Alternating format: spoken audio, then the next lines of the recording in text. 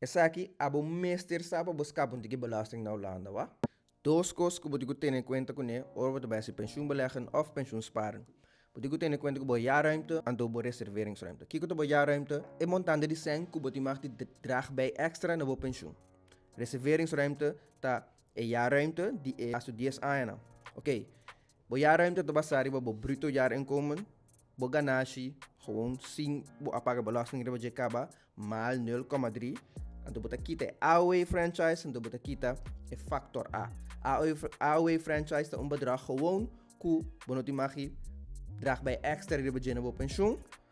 En dan factor A, dan loop je draag bij kaba via bo doon je trabaho. Dus bo doon je trabaho hopi be dat draag bij kita een party die bo inkomen panampo leg in een pensioen pabo.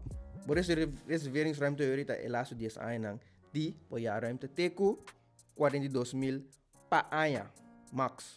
Oké, laten we een exempel.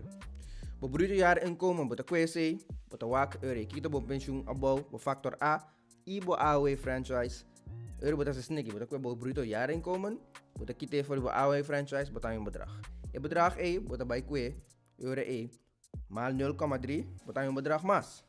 E bedrag E, bo ta kita e factor A voor die je, en bo ta yung bedrag, die kas kita 8.458. E zeta E, montante pa anya ko bo leg in tempo pensioenrekening of op pensioen sparen en door de essay te worden kita voor die belastbaar inkomen.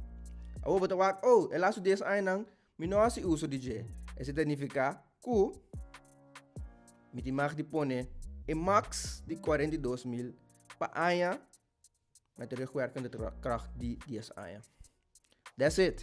Sebagai samas, sebagai me explica mais tanto, me vai drop um YouTube vídeo de você euro aí, me digo trair ainda, pero van papel.